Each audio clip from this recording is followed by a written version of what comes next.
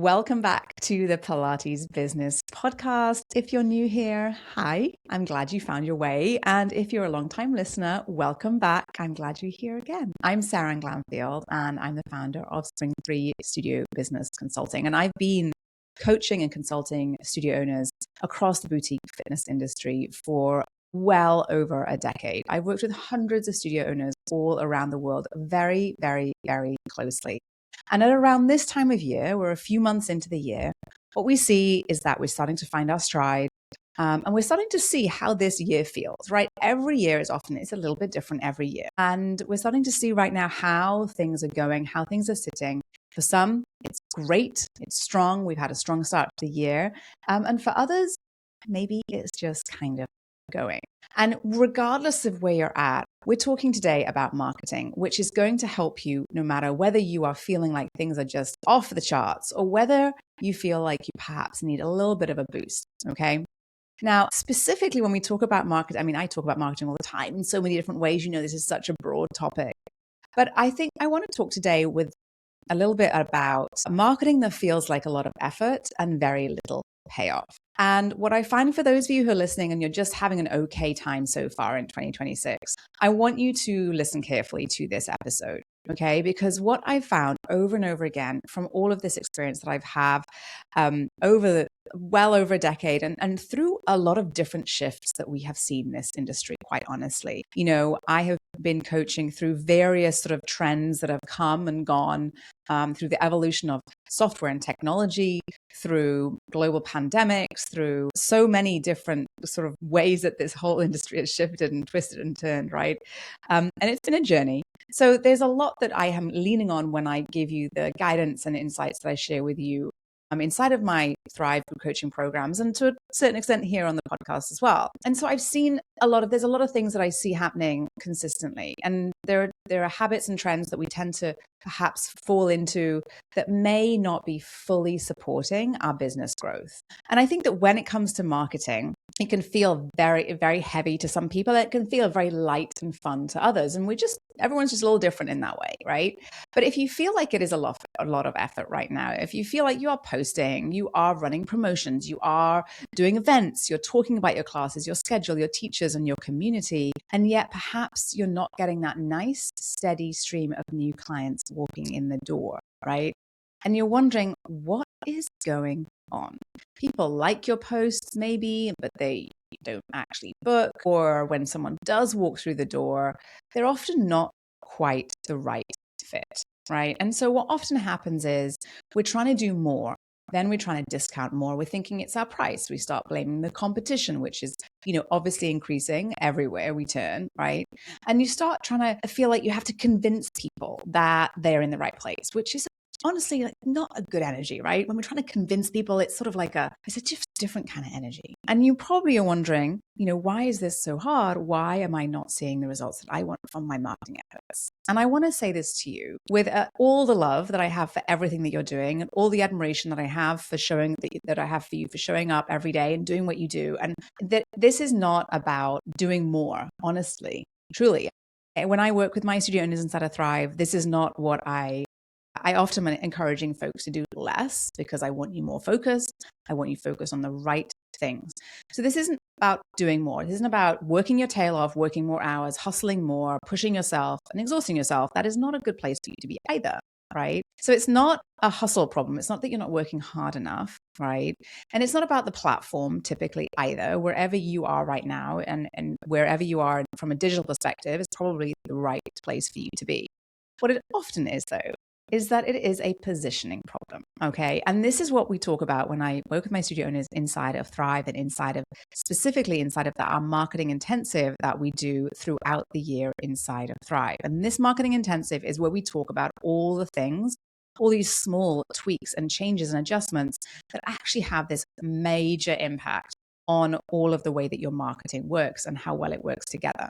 And oftentimes we focus on the quantity when it comes to marketing and not necessarily on the quality, right? And this is one of the things that I always am working on with my studio owners. We are working on making sure that our messaging and what we are saying about your business is absolutely on point. And when we talk about positioning specifically, a lot of folks believe that being really, really broad keeps them safe. Okay. And what I mean by that is that if they niche down, if they get really focused on a particular type of client that they want to work with, they will exclude other people. Okay. And those other people, maybe they're also interested in what we do as well. And so we are linking this idea that being broad and open and to all, and that this is for everybody, means that we will get more clients. And this is often a bit of a misconception, because in practice, right, the opposite is true. Specificity actually gets you better clients, more quality clients, because they are a better fit for you, right? And you will find that the more specific you can be with your messaging, the better you're able to reach the types of clients that you want. So let's talk a little bit more about that, because this is really fundamental marketing, and especially in the world we're in today. And I think, again, we're working against this bias sort of that we might have about the size of the market, where we want to get more people in and have, which we do, but where if we're trying to reach more people, that we don't want to be specific with our marketing language, right? And the reality is that when you're trying to market to everyone, your marketing message will be generic. There's no way around it. Pilates for all levels, a welcoming community for everyone, movement for everybody, right? And these aren't wrong, by the way, at all. So if you're using them, I'm not saying you're wrong to use them at all, but they're also not speaking to a specific need. And because they're not speaking to a specific need, they're not compelling, right?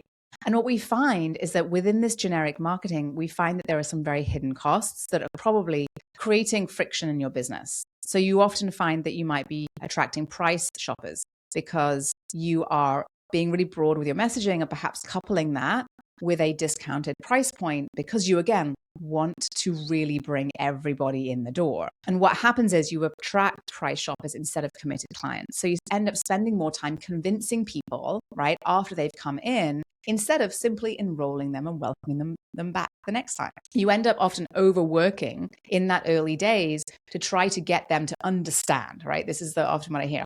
I want them to understand the difference. I want them to understand what it is I do, okay? And you're trying to make the numbers work with this, perhaps these folks coming in who aren't perhaps really a really good fit for your business, right?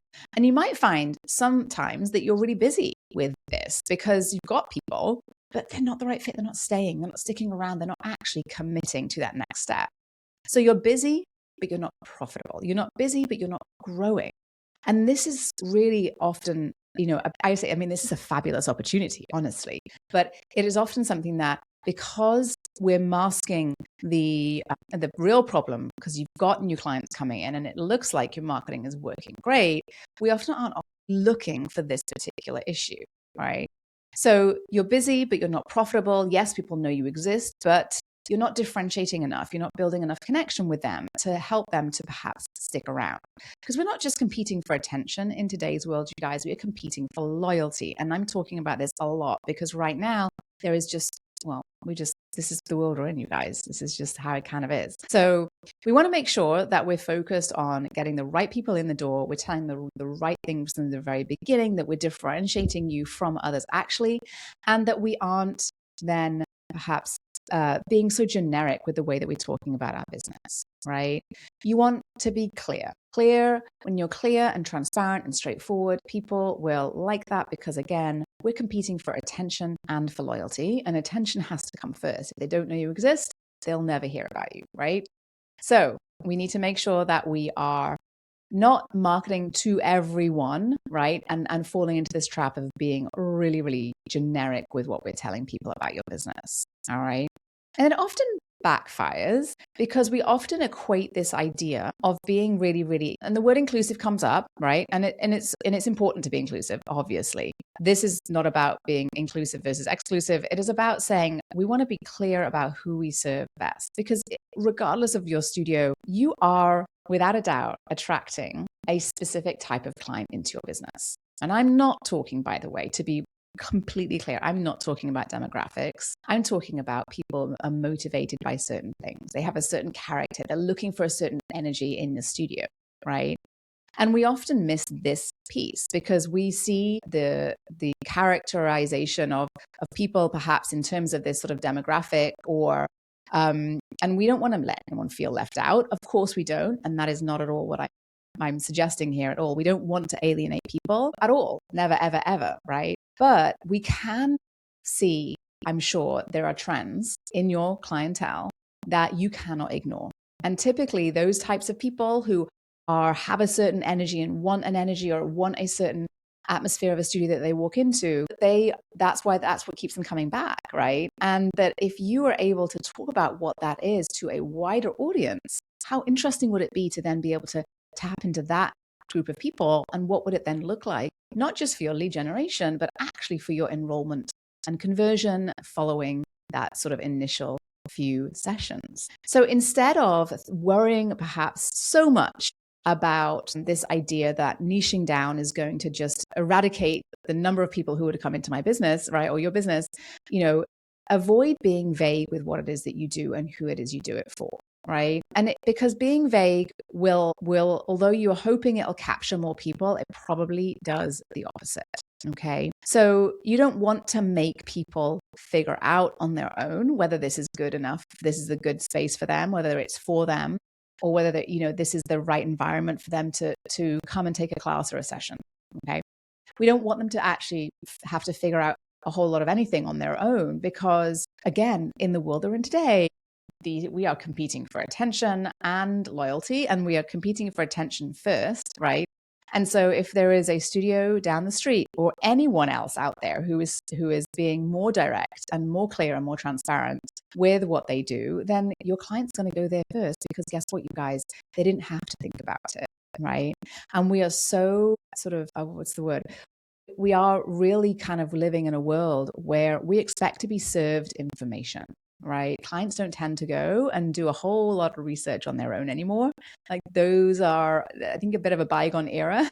So we're not in that world anymore. So we have to be clear and upfront and transparent about exactly what it is that we are serving to them, right?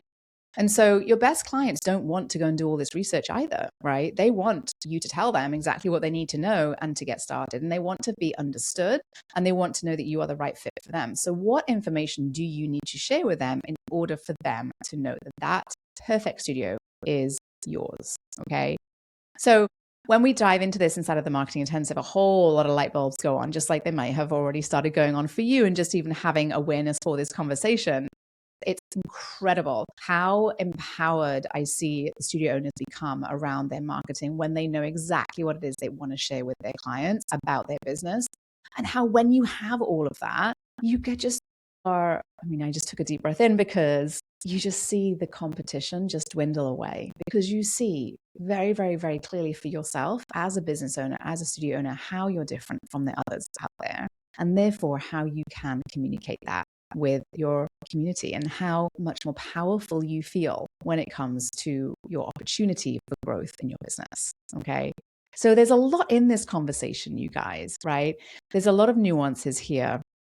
And I want to make sure that, I'm being really clear. I think this awareness for how generic and vague you might be being with your marketing messaging. Oh, you guys, it's kind of like the number one challenge that we're up against. And, I think that we have to be really, really careful about the way that we are communicating what we do and where we're putting our focus. And so when you have really strong positioning, truly it makes your marketing easier. I see it over and over and over again. Because when you're marketing from scratch every time, right, where you're showing up and you're thinking, or you're asking someone in your team to put together some posts, or you're trying to come up with some fun stuff to share, and you're starting from scratch every time, you're thinking to yourself, what do I say? How do I say it? Is this actually going to get likes? Is it really worth it? Right. And you're coming at this from every single time from sort of perhaps this very sort of blank page, right, situation.